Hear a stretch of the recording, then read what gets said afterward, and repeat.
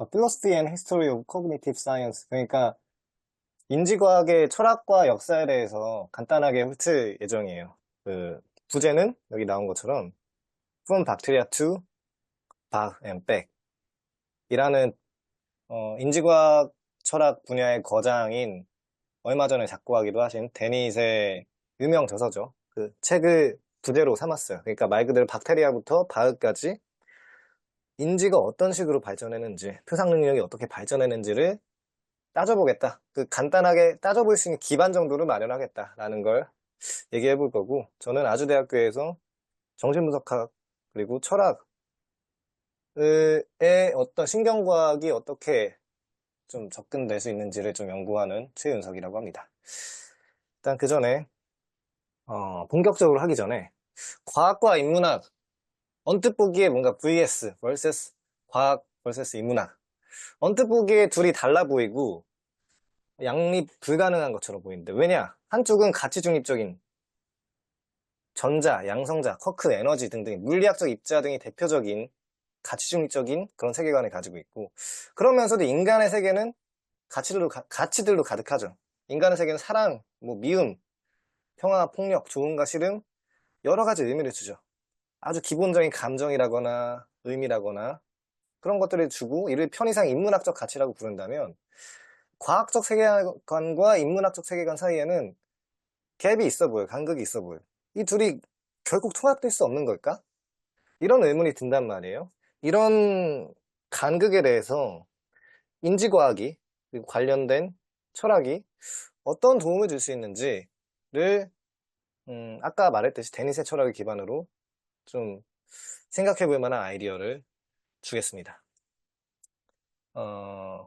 형이상이라는 걸 그 전에 앞서서 서론격으로 제가 여러 가지 용어들을 서론에서 많이 설명을 할 건데, 말이 어려워 보이지만 형이상학을 좀 간단하게 설명하자면, 왜 형이상학을 알아야 되냐? 형이상학 용어를 왜 해야 되냐? 우리가 하는 작업이 어떻게 보면 형이상학적인 작업일 수도 있기 때문에 그래요. 제가 하는 작업이, 그리고 여러분들이 하는 작업이 어쩌면 형이상학에 큰 영향을 미칠 수도 있겠죠. 근데 그 형이상학이라는 게 뭔데? 라는 얘기를 물어보면, 존재하는 모든 것의 본성과 구조를 탐구하는 것, 잘못 써졌는데, 탐구하는 것.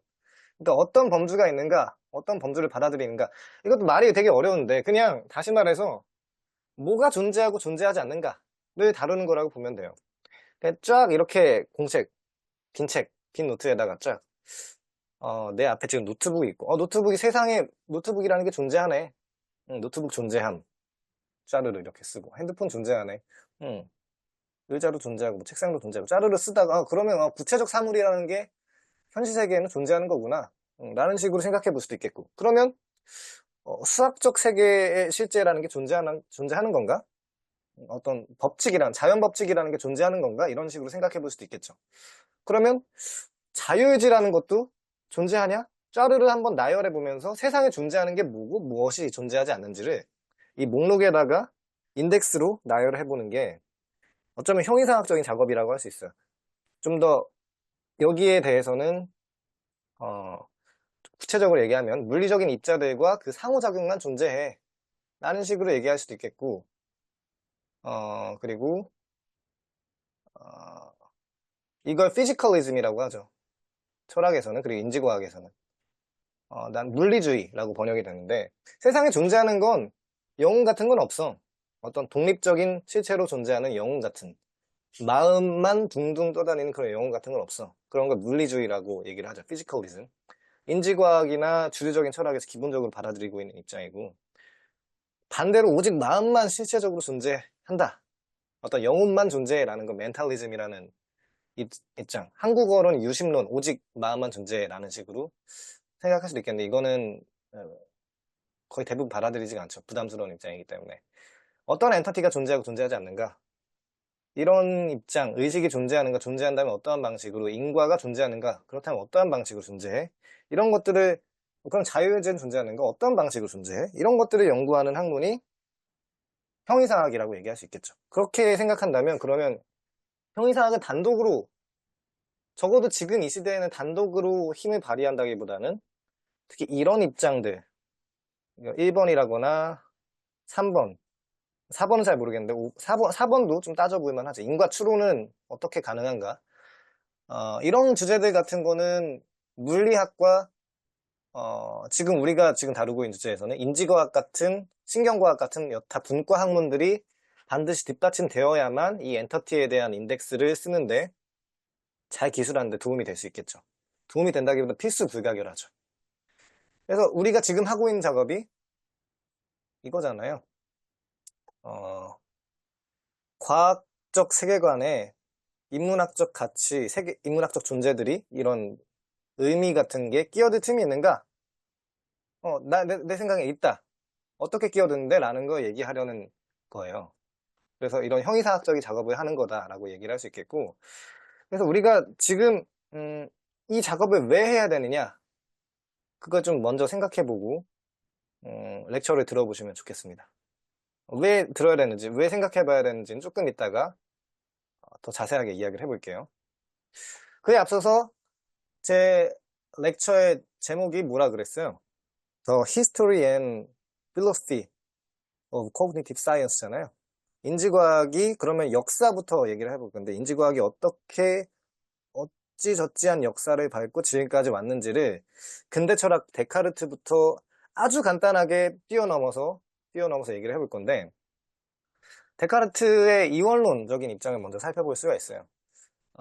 데카르트뿐만 아니라 고대시대도 마찬가지고 지금도 인지과학을 전공하지 않은, 잘 공부하지 않은, 마음에 대해서 그렇게 크게 고찰해보지 않은, 신경과학의 세례를 받지, 인지과학의 세례를 받지 않은 그런 사람들은 대부분 70% 정도, 전 세계 사람들의 70% 정도가 이원론적 사고를 한다고 알고 있어요.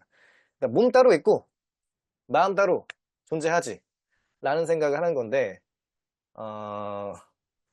그 생각의 대표격을 보여준 사람이 데카르트의 이원론이라고 할 수 있죠.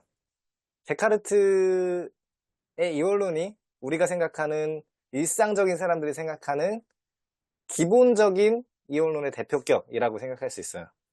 기본적으로 이원론은 한편에 과학적 지식이 절대적으로 지배하는 그런 자연적 물질적 질서가 있고, 한편에는 마음이라는 2차적 질서를 두기도 하면서, 어떻게 보면 이원론은, 데카르트의 이원론 같은 경우는 과학이 주관적이거나 종교적인 기타 인간의 그런 관심사, 예컨대 종교적인 관심사, 어떤 인생의 의미, 감정, 그런 심리상태, 아주 주관적인 심리상태 같은 인간적인 관심사들로부터 인문학적인 그런 존재자들로부터 방해받지 않으면서 진보할 수 있도록 허용해주면서 서로 사이좋게 지낸 거 아닌가 라고 생각해 볼 수 있겠어요. 그렇지만 이렇게 이원론으로서 사이좋게 각각 너갈 길 가라, 뉴턴은 과학자에게 가라, 과학은 과학대로 가고 인문학은 인문학대로 이렇게 가라, 이렇게 얘기할 수 있겠지만, 물론 데카르트는 철학자면 수학자면서 과학자이긴 했으니까 이렇게 이분법적으로 나누는 건 좀 저도 그렇지 않다는 건 아닌데, 그냥 상징적으로만 얘기를 하면 이런 식으로 인문학의 대표, 과학 대표 다 갈 길 가라 이렇게 사이좋게 지낸다고 해서 되느냐 라고 하면 안 되죠. 문제점이 많죠. 대표적으로 이런 심신간의 상호작용 문제들이 있기 때문에, 뭐냐면은 여기에 대해서 철학적으로 엄밀하게 정당화하거나 논증할 생각은 지금 없는데, 왜냐면 지금 이걸 듣는 인지과학 대학원생분들은 그게 뭔데 이럴 거니까, 관심 없어 이럴 거니까 간단하게만 이야기하자면, 우리가 뭐 화나는 일이 있을 때 혈압이 올라가거나 크게 올라가거나, 아니면 뭐 스트레스를 많이 받을 때 면역계 기능이 떨어지거나, 이런 여타 기능들, 우울할 때 포만감이 좀 덜 느껴지거나, 외로울 때 뭔가 밥을 먹을 때 포만감이 덜 느껴지거나, 포만 중추가 고장나서, 그런 여러 가지 마음과 몸과의 상호작용이 반드시 있을 거란 말이에요. 우리가 뭔가 흥분하면 안정되던 호흡이 금방 빨라지고, 이런 심신간 상호작용이 있는데, 마음 따로 몸 따로라는 게 정말 말이 안 되는 거란 말이에요. 상식적으로 생각해봐도 그렇고 철학적으로도 엄밀하게 생각해봐도 그런데, 이런 심신간 상호작용에 대해서 데카르트는 쉽게 설명할 수도 없고 어렵게도 설명할 수 없겠죠. 어렵게도 설명할 수가 없는데, 그래서 데카르트를 위시한 내성 심리학도 나중에 또 나오는데, 내 마음에 대해서 온전히 성찰하고, 혹은 내 마음 내가 잘 알 수 있어, 온전히 잘 알 수 있어 라고 생각한 입장은 프로이트 시대 이후로는, 그리고 신경과학과 인지심리학의 세례를 받은 이후로는 그런 생각 많이 깨졌단 말이에요. 이제 그래서 데카르트 이후에, 혹은 내성심리학에 대한 반발, 데카르트적인 내성심리학과 같은 반발 때문에 행동주의라는 사조가 마음에 대한 심리학의 사조로 좀 크게 등장을 했어요. 심리학의 암흑기라고 불리는 시대죠. 행동주의. 행동주의가 뭐냐면 마음 관찰 불가능해. 데카르트적인 그런 마음 실체 같은 거 존재하지도 않잖아. 존재하는지도 모르겠어. 그런 공적으로 관찰 불가능한 영역에 대해서는, 그런 걸 말하는 학문에 대해서는 우린 과학이라고 하지 말자라고 하는 그런 사조가 있었거든요. 20세기 오스트리아 비엔에서 유행했던 논리실증주의라는 철학이 있었어요. 철학 사조가 있었어요. 공적으로 관찰 불가능한 사이비과학 같은, 사이비 학문 같은 거 다 쳐내고 우리 논리실증주의가 말한 그런 학문만 해야 된다라고 한 그 논리실증주의 위에서 행동주의가 이렇게 등장한 겁니다. 행동주의가. 공적으로 관찰 가능한 것만 과학의 영역으로 인정해야지. 심리학도 그런 식으로 돼야 돼.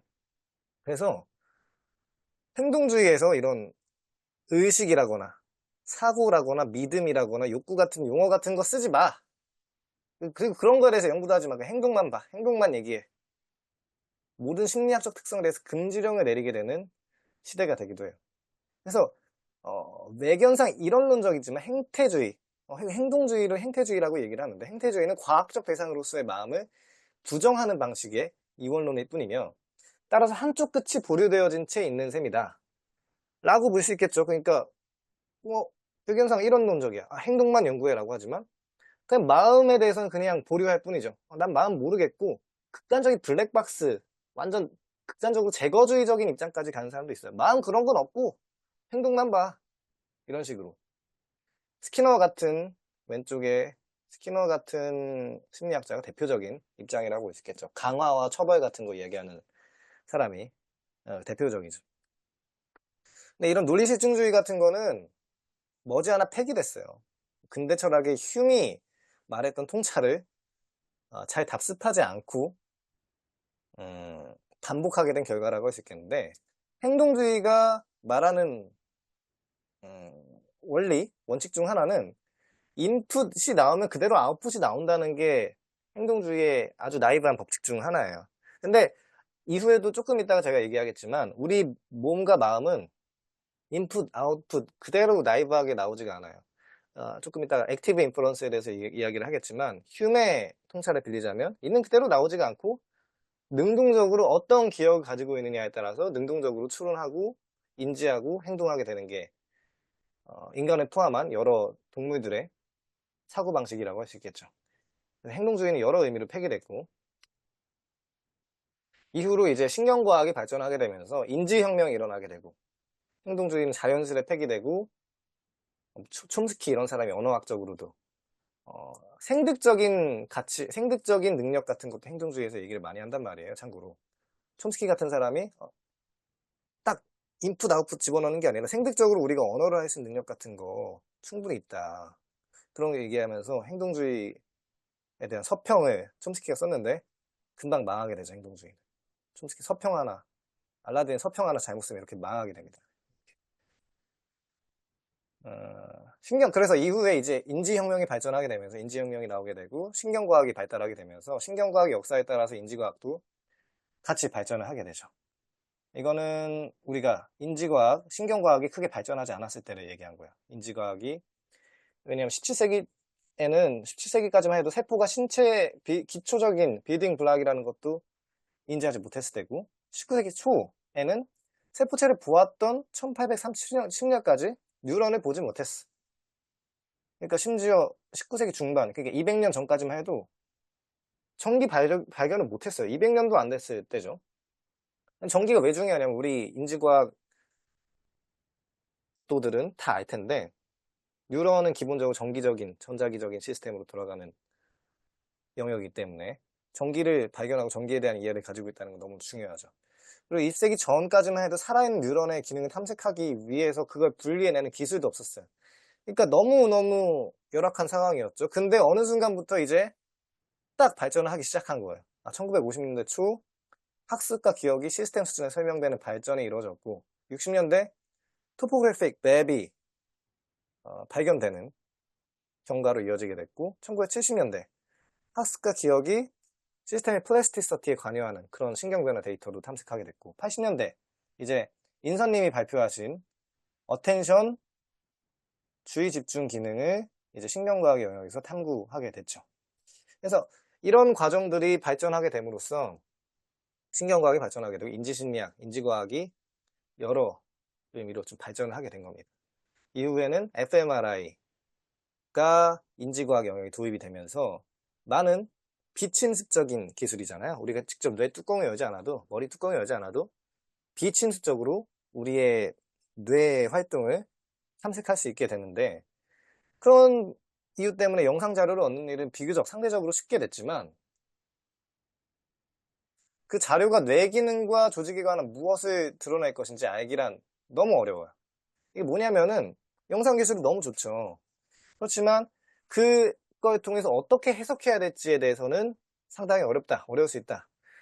핵심적으로 기능 국수와 localization of function에 대해서 강하게 결론 내리는 것을 좀 피해야 된다. 여기에 대해서는 동규님께서 발표를 하실 겁니다. 제가 오늘 발표할 렉처는 좀 그 모든 것들을 아울러서 어떻게 통합적으로 볼 수 있는지를 아이디어를, 종합적인 틀을 제공하고자 하는 목적이니까 그 점에 대해서 염두에 두고 이 발표를 들어주시면 좋을 것 같아요. 그래서 여기까지 역사를 얘기했고요. 이제 철학에 대해서 좀 중점적으로 본격적으로 얘기할 건데 서론을 다시 시작할 거예요. 어떤 거냐면은 용어를 좀 설명할 건데 용어와 인지과학 연구한 태도와 어떤 철학적 사조가 있는지를 얘기할 건데 마음에 대해서 기본적으로 자연주의적 접근을 할 거다라는 거예요. 자연주의적 접근이 뭔지는 이따가 설명할 건데 세상에 존재하는 것들이 특정한 방식으로 배열됨으로써 물질을 이루듯이 마음은 그것들이 다른 방식으로 배열됨으로써 생겨난 것이다 라고 생각하자는 거죠. 그래서 전반적인 목표는 마음에 의하는 것이 과학적으로 가능함을 입증하는 일이다. 저의 목표, 여러분들의 목표, 우리들의 목표죠. 그래서 그걸 지향성의 자연화라고 통상적으로 철학에서는, 심리철학에서는 그렇게 불러요. 지향성이 뭐고 자연화는 뭐고 자연주의적 접근은 뭔데? 그걸 이제 설명해 보려는 거죠. 자연주의는 뭔데? 자연주의는 이런 과학적 지식과 과학적 방법을 최대한 활용하면서 이거 다 읽을 필요는 없는데 기본적으로 철학이론도 과학적 지식에 의해 입증되거나 반입증될 수 있다는 사실을 인정하는 입장, 이 자연주의라고 얘기할 수 있겠어요. 그러니까 과학의 일부로서 철학을 합시다 라는 입장.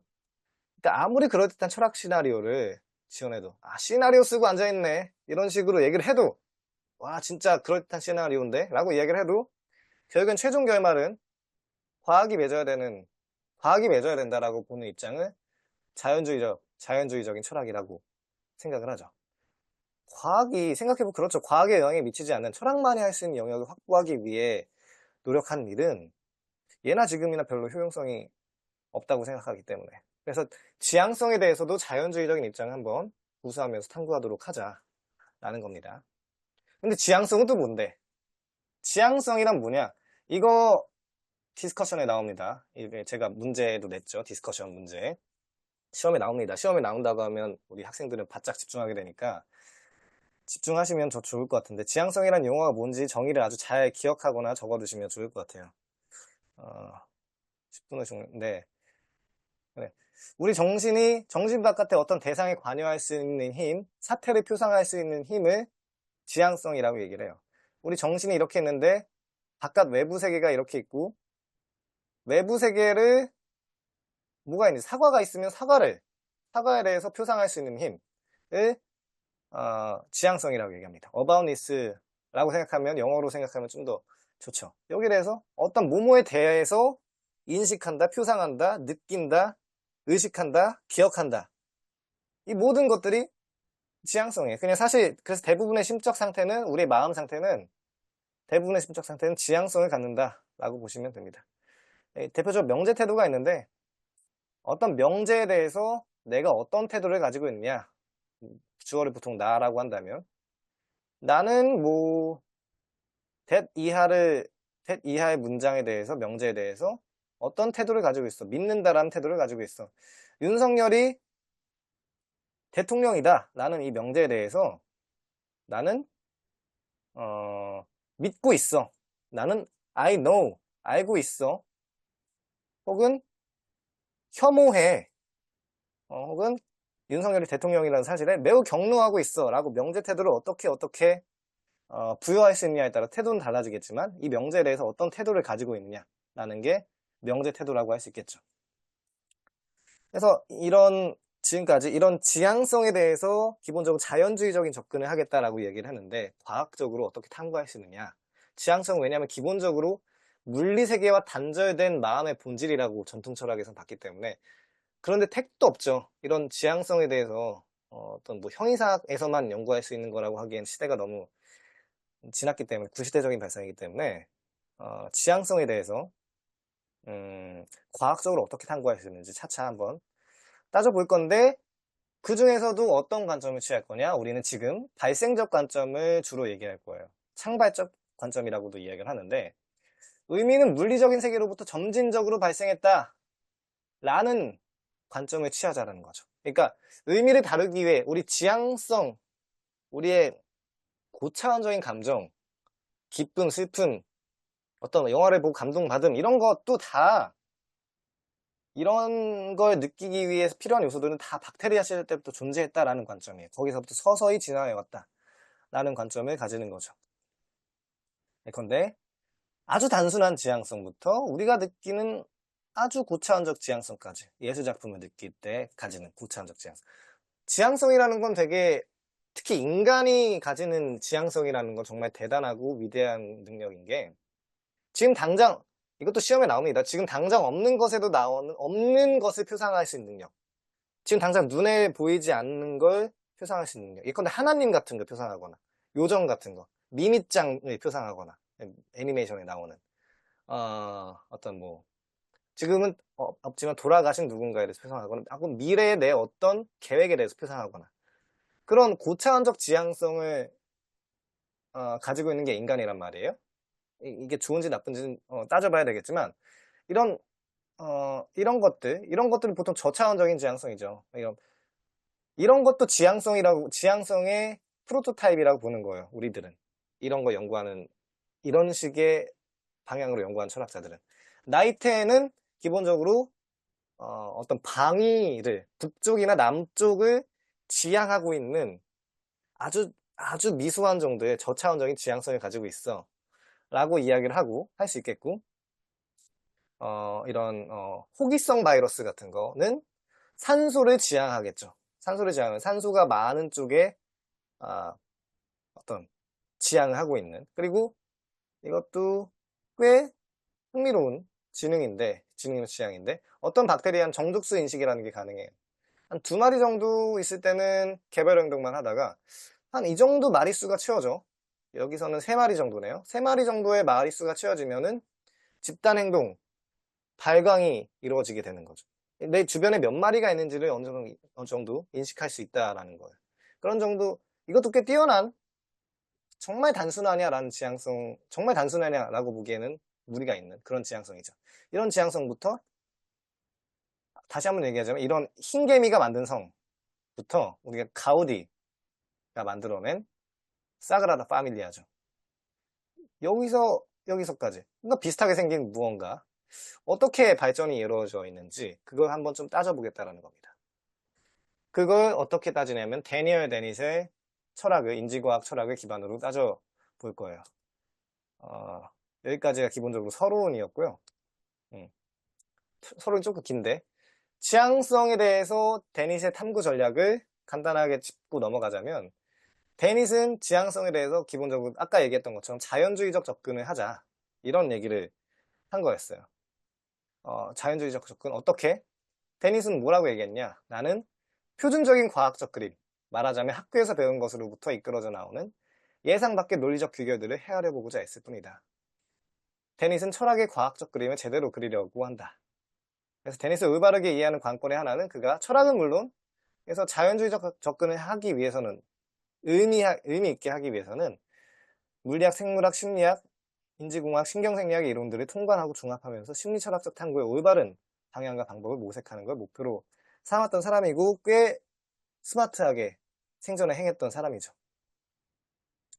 그래서 이런 식으로 다시 한번 데닛의 입장을 짚고 넘어가면서 우리가 해야 될 자연주의적 접근을 얘기를 할 건데 우리는 기본적으로 그 자연주의적 접근 중에서 인지과학은 주로 어떤 입장을 가지고 있냐면 기능주의적인 입장을 가지고 있어요. 기능주의는 뭐냐면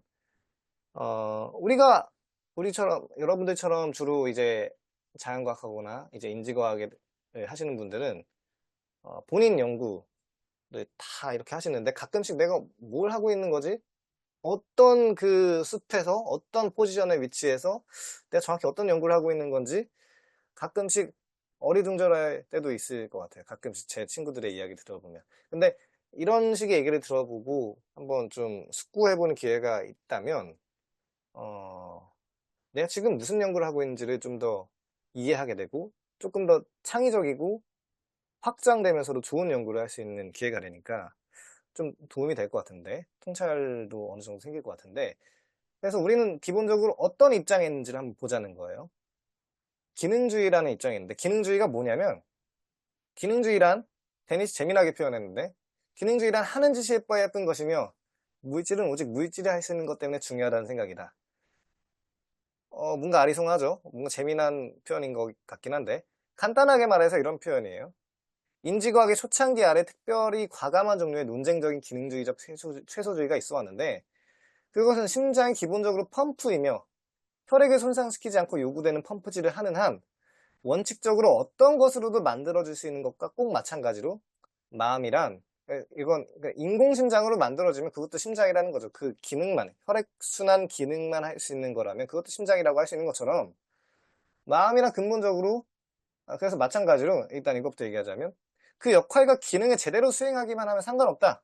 하드웨어가 어떻게 구성되어 있든지 그런 거 있잖아요. 그 젓가락을 나무로 만들어진 나무 젓가락을 쓰든지 쇠 젓가락을 쓰든지 은 젓가락을 쓰든지 나무 그 젓가락의 기능만 하면 우린 그걸 젓가락이라고 부르잖아요.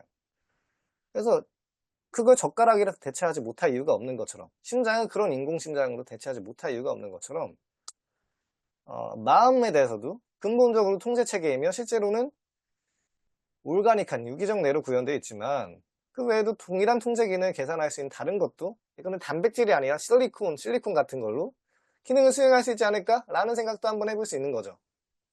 우리는 어느 정도는 할 수 있어요. 인공와우 같은 것도 신경세포를 대체하면서 달팽이관을 그런 걸로 대체하는 거라고 얘기할 수 있겠죠. 그러면 그럼 그거 하나하나 다 이렇게 조작하고 바꿔나가다 보면 그것들이 어떤 인공뇌 같은 것도 가능할 수 있는 거 아닌가. 여기서 더 얘기하는 게 스트롱 AI 같은 것도 그런 식의 공상에서 나아간 결과죠. 여기에 대해서 자세하게 이야기하지 않을 건데 이거에 대해서 얘기하기에는 너무 공상적인 이야기가 될 수 있기 때문에 아무튼 이게 기능주의적인 생각이라고 보시면 되겠습니다. 기능주의적인 사고방식. 생물학적으로 어떤 기관에 대해서 기능을 어떻게 정의를 하는지 이 밀리칸이라는 선생님께서 고유기능, 프루프 펑션이라는 개념을 정의해 주셨어요. 어떤 거냐? 일단 철학사적으로 간단하게만 아리스토텔레스 이 기능론을 간단하게 짚자면 아리스토텔레스는 모든 만물에는 목적이라는 게 있다고 봤어요. 인공물에 대해서는 그렇게 목적을 부여하기 쉽죠. 근데 뭐 핸드폰 통화하기 위해서 어플리케이션을 쓰기 위해서 아니 뭐 충전기 충전을 하기 위해서 라는 기능을 디자이너가 부여한 목적이나 의도에 따라서 기능을 부여받기 마련이죠. 가위 뭐 어떤 거냐? 무언가를 자르기 위한 기능을 가지고 있다. 디자이너가 설정하기 나름이죠. 그런데 자연적인 것들에 대해서는 어떻게 얘기를 할 수 있냐? 특히 생물학적인 생물종의 기능에 대해서는 어떻게 이야기를 하지? 물론 아리스토텔레스는 생물종에 대해서도 마찬가지의 생각을 했죠. 전부 다 목적론적으로 생각을 했기 때문에 식물은 동물을 위해서 동물은 인간을 위해서라는 식의 얘기도 할 수 있으니까, 아리스토텔레스는.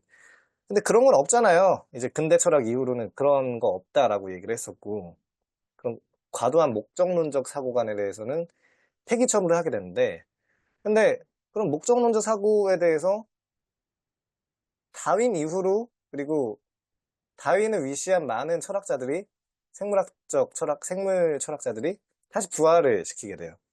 모더나이즈된 목적, 기능 개념으로. 어떤 식으로냐면, 이런 식으로 정의를 할 수 있어요. S가 갖는 아이템 A가 B라는 고유 기능을 갖는다. 프로프 펑션을 갖는다. 막 이렇게 써져 있는데 SA가 존재하고 있으면 S의 선조에게 있어서 A가 B라는 효과를 야기하여 생존상에 유리하면 선조들에게 야기해온 결과이다라고 써 있는데, 이렇게 쓰면은 정의는, 디피니션은 뭔가 이게 간편해 보이지만 이해하기는 어렵단 말이에요. 근데 어떻게 대입해서 생각해 보면 돼요. 최윤석의 최윤석이 갖는 아이템 신장이 혈액순환이라는 고유 기능을 갖는다 라는 걸 어떻게 필요충분 조건으로 정의를 하냐면, 필요충분 조건까지는 모르겠는데 정의를 하냐면, 최윤석의 심장이 존재하고 있으면 최윤석의 선조에게 있어서 최윤석이 혈액순환 효과를 야기하여 생존상의 유리함을 선조들에게 야기해온 결과다. 뭐 적으로부터 빨리 도망치든지, 아니면 사냥감을 빨리 잡아 먹으려고 빨리 뛸 수 있게 도와준다든지, 그런 식의 효과를 야기해 왔기 때문에, 진화론적인 진화 역사 속에서 야기해 왔기 때문에 그것을 우리는 신장의 기능을 혈액순환이라고, 신장의 고유 기능을 혈액순환이라고 정의할 수 있게 되는 거죠.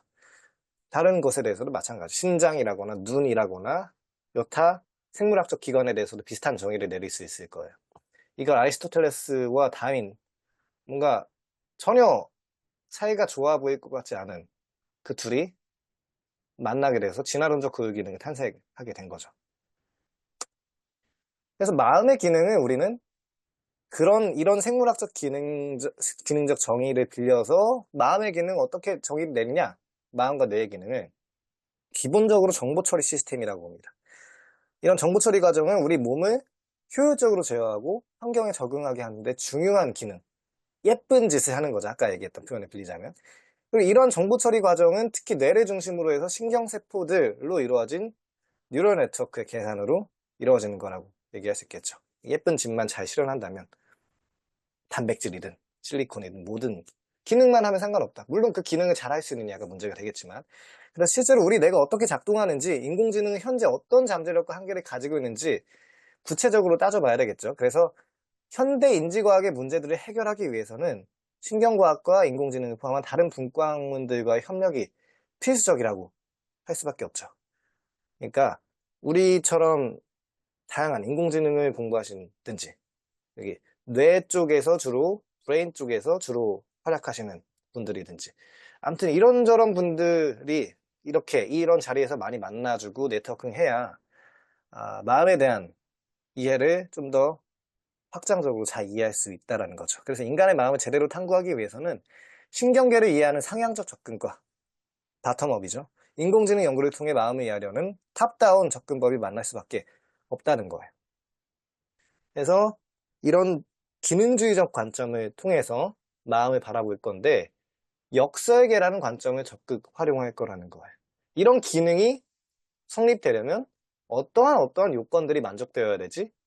상당히 공학적인 방식인데, 공학하신 분들 이 자리에도 계실 텐데, 공학에서 많이 쓰이는 방식이죠. 이 기능이 만족되려면 어떤 요건들이 만족돼야지를 역으로 추적해 나가는 역과학적인 방식이라고 많이 얘기를 하죠. 역설계, 리버스 엔지니어링이라는 방식을 통해서 우리 마음이 만약 설계도라는 게 있다면 어떻게 설계할 수 있을지 리버스 엔지니어링을 해보자라는 겁니다. 그래서 어떤 전제냐, 모든 생물은 신비적이지 않은 물리 과정들의 산물이며, 그 과정들은 모든 요소를 점진적으로 한데 모으고 조금씩 개선하여 마침내 우리가 관찰한 작동 체계에 이르렀거나 그런 비슷한 단계까지 이르렀다라는 전제로 이야기를 해보자는 겁니다. 역설계를 통해서 우리가 지금까지 언급했던 신경과학 혹은 인지과학, 인지심리학, AI의 사례들을 하나의 지도를 한번 만들어 보자. 그 사례들을 좀 뭉뚱그려서 해석할 수 있는 지도를 역설계를 통해서 만들어 보자. 라는 게, 어, 우리가 모인 큰 목적 중 하나라고 할 수 있겠죠. 그래서 박테리아에서 바흐까지라는 책을 중점적으로 얘기를 해볼 건데, 우리는 기본적으로, 어, 데니스는 기본적으로 다윈, 튜링, 휴음이라는 세 사람을 위시해서 세상을 거꾸로 한번 뒤집어 보고 추론해 보자. 라는 식의 제안을 해봅니다. 첫 번째로는 다윈, 두 번째 튜링, 세 번째 흉인데 우리는 기본적으로 다윈과 흉을 중점적으로 살펴볼 거예요. 다윈은 unsupervised learning. 우리 기본적으로 진화라는 건 기본적으로 설계자 없는 설계. design without designer이기 때문에 설계자 없는 설계이기 때문에 어떤 답을 미리 정해져 주지 않고 환경에 적응하게끔 답을 찾아 나가는 과정이라고 생각해보면 비지도 학습에 가깝다고 얘기해 볼 수 있겠고, 세 번째로 흉은 외부 세계의 인과를 우리가 있는 그대로 나이브하게 받아들이고 그거 있는 그대로 출력해 나간다라고 사람들이 많이 흔히 생각하겠지만 그렇지 않다. 우리의 습관과 기억을 통해서 외부 세계의 인과를 우리가 능동적으로 추론해 나간다라는 걸 흉이 어느 정도 근대 철학 사조에서 말을 해줬는데 그걸 신경과학적으로 어떻게 중점적으로 살펴볼 수 있을지를 자세하게 살펴볼 겁니다. 그래서 이거는 다 아시는 내용이니까 깊이 얘기를 안 할 건데 우리는 기본적으로 자기 복제 나노 로봇의 직계 자손이다 라는 이야기를 해요. 우린 포유류고 모든 포유류는 파충류 조상에서 나왔고 파충류의 선조는 어류였고 어류 조상은 벌레와 비슷한 해양생물이었으며 해양생물은 단순한 다세포 생물로부터 나왔고 다세포 생물은 약 30억 년 전에 자기 복제하는 거대 분자에서 의한 단세포 생물에서 나왔다 라는 게 우리가 기본적으로 받아들여야 할 자세죠. 이런 단세포 생물에서 기본적으로 unsupervised learning을 통해서 지금 여기까지 지향성을 아주 고도화된 방식으로 진화시켰다는 게 데니시 말하고자 하는 거예요. 그리고 제가 말하고자 하는 바고. 그리고 데니시 간단하게 도식화를 한 건데요. 다윈형 생물, 스키너형 생물, 포퍼형 생물 이 세 가지 그리고 마지막에 언어를 쓰는 그레고리 생물 네 가지로 나눴는데 물론 도식적으로 나눠지는 거니까 데니도 그렇게 생각하진 않을까 점진주의적으로 진화를 했을 거고 일단 그냥 참고용으로 도식화를 해본 건데 다윈형 생물은 어떤 거냐면은 간단하게만 짚고 넘어갈 거예요. 다윈형 생물은 태어날 때부터 다양한 생득적 표현형이 각각의 다양한 표현형들이 각각 있는 거예요. 근데 얘네들은 학습을 못해.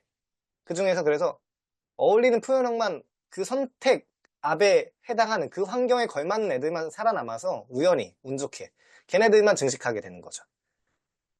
학습을 못해 얘네들은. 근데 더 발전하게 되면 스퀴너형 생물은 학습을 할 수 있게 돼요. 다양한 반응을 맹목적으로 시도해 보다가 진화에서 하나가 선택되죠. 그 선택이 강화가 되죠. 잘 되는 선택지가 있으면 그걸 학습하고 불쾌감만 안겨준 선택지였다면 다시는 그것을 하지 않기로 하게 되는 강화학습, 우리가 흔히 RL이라고 부르는 강화학습이 되는 거죠. 강화와 처벌로 인해서 이런 스키너형 생물이 가능해지게 되는 건데 이런 프로그램이 있죠. 최초의 프로그램에 넣어야 하는 자세한 규칙의 수를 대폭 줄일 수 있다는 점 때문에 예측하지 못한 환경의 변화에 대처할 수 있다는 장점이 있죠. 다 프로그래밍 하지 않아도 학습을 통해서 세세하게 예측할 수 있기 때문에 그런 이점이 있는 겁니다. 이런 것들이 있는 거죠. 뭐 자세하게 이야기하지는 않을 건데 그 이후에 시뮬레이션에 가능한 포퍼형 생물이 등장하게 돼요. 포퍼형 생물은 스키너형처럼 여러 가지 선택지를 직접 경험해보면서 실제로 부딪혀볼 필요가 없어요. 칼 포퍼라는 사람이 일찍이 말한 대로 이런 식의 발전은 우리를 죽이지 않고 가설을 죽인다라는 식의 얘기를 할 수 있게 되는 거죠. 뭐냐면 포퍼형 생물은 직접 테스트를 하기 전에 마음속에서 시뮬레이션 돌려보고 이거 하면 망하겠는데? 이거 하면 망하겠군 라면서 깨달아서 안타까운 손실을 미연에 방지할 수 있어요. 반면에 스퀴너형 생물들은 처음부터 무턱대고 직접 부딪히면서 테스트하다가 크게 실패해 버려가지고 심지어는 번식하기도 전에 죽일 수도 있잖아요. 그런 걸 미연에 막을 수 있는 거죠. 한번 머릿속으로 짱구를 굴려서 여기 밖에 있는 인바이러먼트에 대해서 직접 가지 않고 속으로 인바이러먼트를 시뮬레이션 굴려가지고 어떻게 하면 되겠군, 어떻게 하면 되지 않겠군 이라는 거를 잘 시뮬레이션 할 수 있는 동물이라는 거죠. 근데 이거 시뮬레이션이라는 능력은 굉장히 중요해요. 물론 어느 정도 누구나 어떤 동물이든지 아주 미수한 정도 시뮬레이션을 하지만 이런 시뮬레이션, 어떤 시뮬레이션이냐면 호퍼형 생물이 말하는 그런 시뮬레이션은 자극이 오면 바로 반응하는 그런 어포던스하고는 다른 거죠. 그 J.J. 깁슨이라고 하는 사람을 여러분들은 많이 아실 텐데 그런 어포던스와는 달라요. 어떤 거냐면 이건 지금 당장은 존재하지 않는 무언가에 대해서 표상 능력을 있어야 되는 능력이라고 할 수 있겠죠. 이거 시험에 나옵니다. 이것도 디스커션에 나와요. 잘 정리하고 들어주시면 좋을 것 같은데 지향성 중에서도 이건 꽤 특이한 지향성이에요. 왜? 틀릴 수 있는 형태로 표상하는 오류 가능성을 포함한 진짜 지향성, 소위 말해서 우리가 인간이 가질 수 있는 고등한 지향성이라는 게 가능해지거든요. 틀린 표상이랑 달라요. 틀릴 수 있는 능력이라는 거는 굉장히 중요한 능력이에요. 지금 당장 있는 걸 떠올리지 않는다. 지금 당장 있지 않은 걸 떠올릴 수 있다라는 거는 어쩌면 오표상이죠.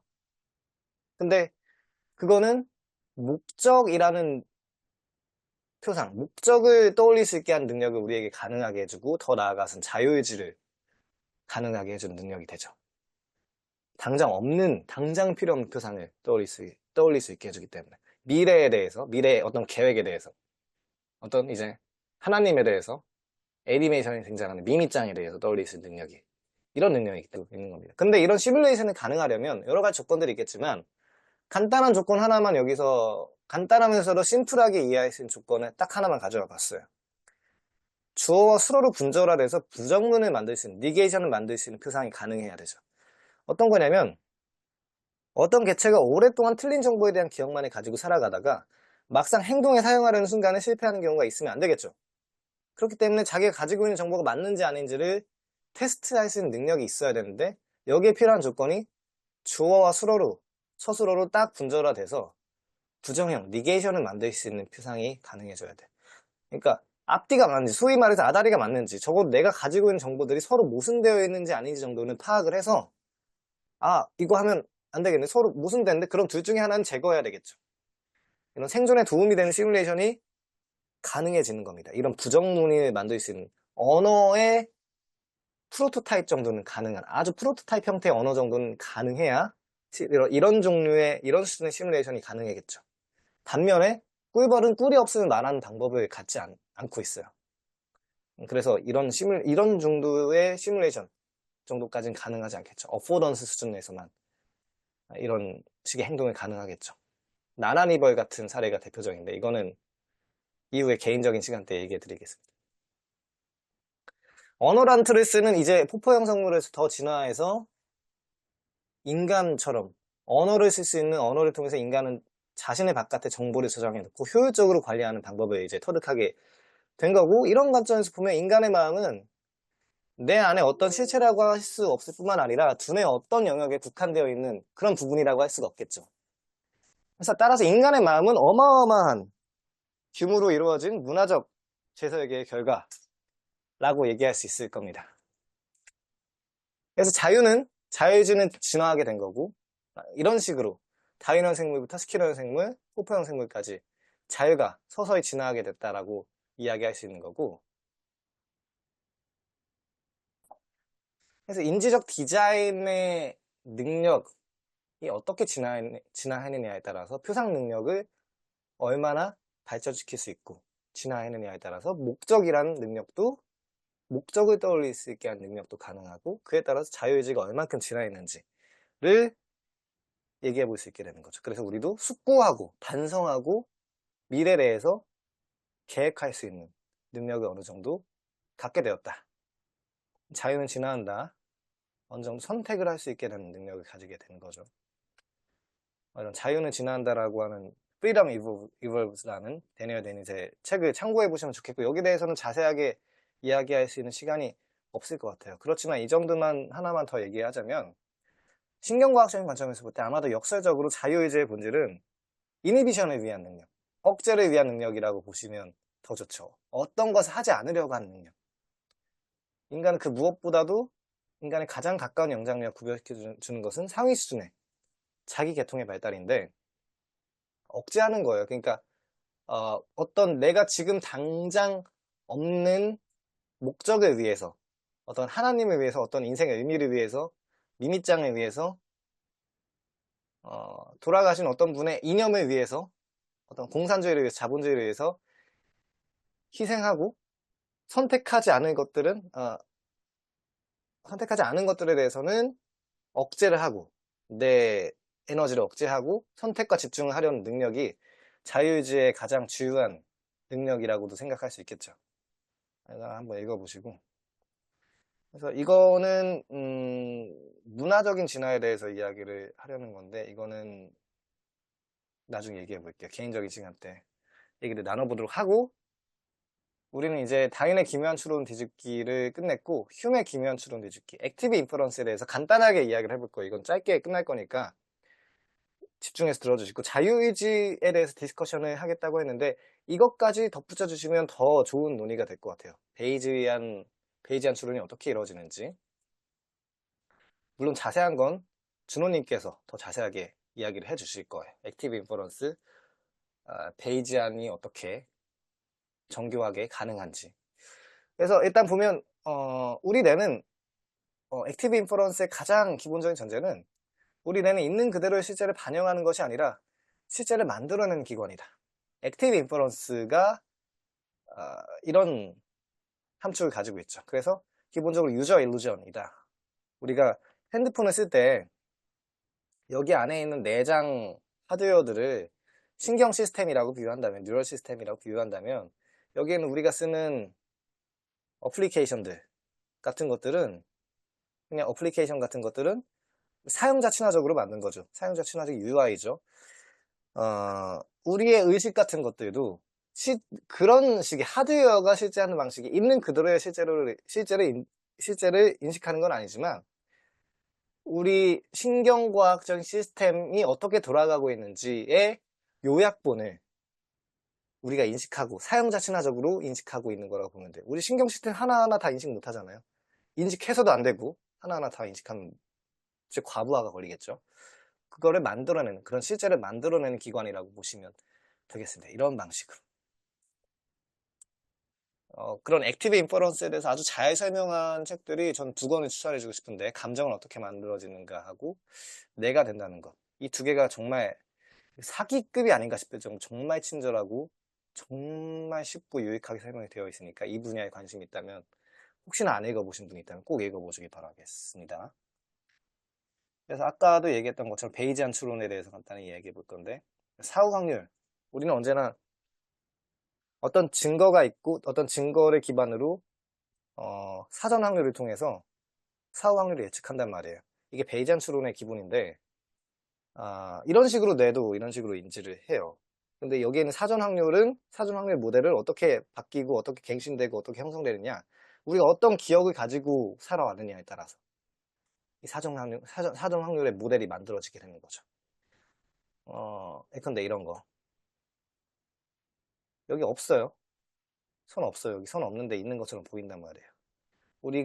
뇌가 여기에는 보통 선이 있기 마련이지 라고 우리가 뇌가 스스로 액티브 인퍼런스 통해서 만들어낸 구성주의적인 사고방식 하는 거란 말이에요. 컨스트럭티비즘이라고 얘기를 하죠. 이것도 이거는 원래 이래야 되는데 원래 이 상태에서 딱 보면은 A와 B는 색깔이 달라요. 거짓말 치지 마세요 라고 하신 분들이 있어서 이렇게 제가 준비를 했는데 이렇게 하면 색깔이 같죠. 왜? 근데 왜 아까는 다르게 인식했죠? 이거 하기 전에 왜 다르게 인식했냐?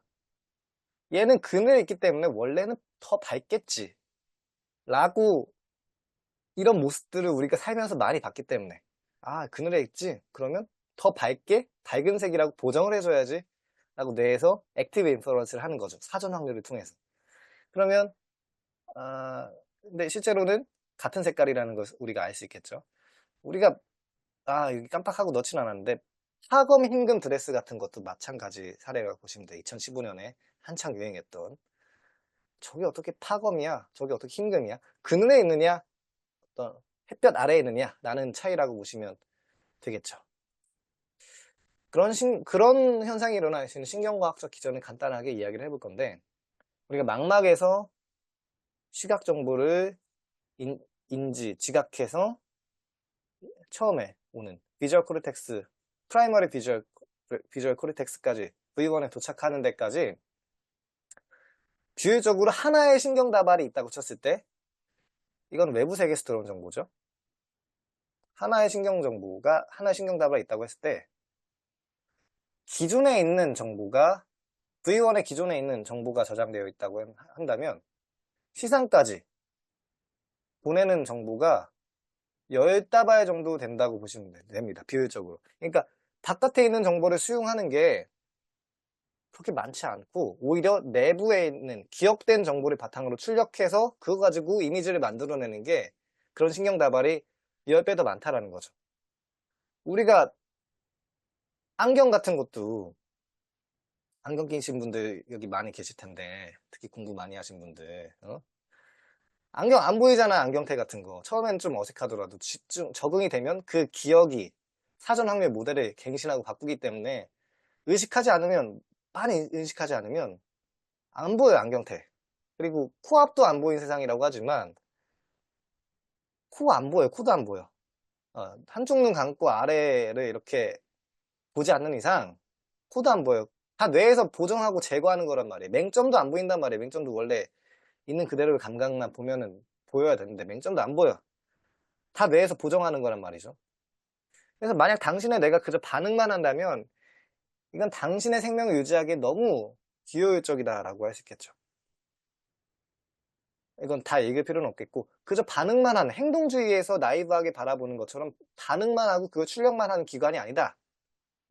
인풋이 그대로 반응으로 나오는 기관이 아니다. 그래서 이거는 감정은 어떻게 만들어지는가에 나온 그 도식인데, 우리는 언제나 예측을 하고 그걸 시뮬레이션 하면서 비교하고 오류를 해소하고 그에 따라서 다시 예측을 하는 그런 순환 기제로 놓여져 있어요. 언제나 죽을 때까지, 잠자는 순간도 마찬가지고, 언제나 살아있는 사람이라면, 살아있는 존재라면 누구나, 살아있는 동물이라면 누구나 다 그런 자유에너지 원리에 따라서 이동하게 되죠. 카일 프리스턴이 얘기한 이런 자유에너지를 얼마나 최소화할 수 있냐에 따라서 예측하고 시뮬레이션하고 비교하고 예측과 오류의 갭을 최소화하려는 움직임을 언제나 우리는 하고 있어요. 그게 성능이 좋든 안 좋든, 좋으면 그 최소화가 줄어드는 거겠고, 안 좋으면 그게 덜 줄어드는 거겠지만, 좀 지능이 높으신 분들은 그게 최소화가 잘 되겠죠. 이것만 마지막으로 이야기를 하고 간단하게 얘기하고 마칠 건데, How context alters value, 어떻게 맥락이 가치를 바꾸느냐라는 거에 대해서 재미나게 얘기한 논문인데, 인포메이셔널 큐, 정보 단서가 예컨 이런 와인의 가격과 같은 그런 정보 단서가 우리에 대해서, 우리의 기대에 대해서 이 퀄리티 좋을 것 같은데? 퀄리티 낮을 것 같은데? 라고 뇌가 무의식적으로 다 인식을 한다라는 거예요. 기대에 대해서. 기대를 낮추거나 예측하거나, 아까 얘기했던 것처럼 예측 시뮬레이션 돌리죠. 가격이 높은데? 그러면 기대를 높여야지. 마셔봤어. 근데 괜찮다는, 실제로 fMRI 영상을 했을 때 꽤 괜찮다라는, 그 가격이 높은 거 마실 때와 비슷한 뇌 활성화 반응이 일어난다는 연구 결과가 있는 거죠. 왜? 우리는 갑자기 어느 순간 그 맛에 대한, 가격을 통한 맛에 대한 평가가 갑자기 달라지지 않아요. 가격이 비싸면 맛은 높아지겠지라는 그 모델을 쉽게 바꾸지 않아. 왜? 몇 년간, 몇십 년간 쌓아온 좋은 모델인데 왜 바꿔? 그 좋은 모델 바꾸는 비용이 훨씬 더 높기 때문에, 비용보다 이득이 훨씬 더 좋기 때문에 사전 확률을 바꾸지 않고 그 맛에 대한 평가를 오히려 바꾸는 거죠. 물론 그게 많이 쌓인다면 바뀔 수도 있겠지만, 훈련된 소믈리에라면. 그에 대한 대표적인 실험 영상이, 유명한 예시가 이거죠.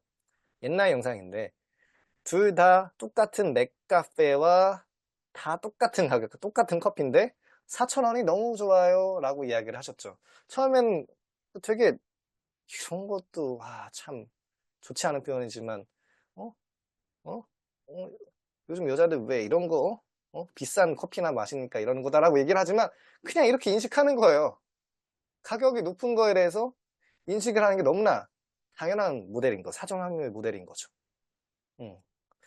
그렇기 때문에 우린 기본적으로 다시 한번 정리하자면 이런 식으로 베이지안 추론을 하면서 예측을 예측과 현실을 오류를 최소화하고 시뮬레이션 계속 돌리면서 언제나 예측을 하는 기관이라고 보시면 되겠고, 결국에는 이런 휴메 기묘한 추론 뒤집기, 인과라는 게 내부의 세계를 있는 그대로 받아들이면서 나이브하게 아웃풋을 하는 기관이 아니라 언제나 능동적으로 추론하는 기관이다. 그래서 이런 식의 아이디어를 가진다면 좀 본인이 연구하고 있는 바들을 조금 통합적으로 인식하고 큰 숲을 만들 수 있게 되는 계기가 되지 않을까 싶고, 하는 마음으로 여기서 렉처를 종료하도록 하겠습니다.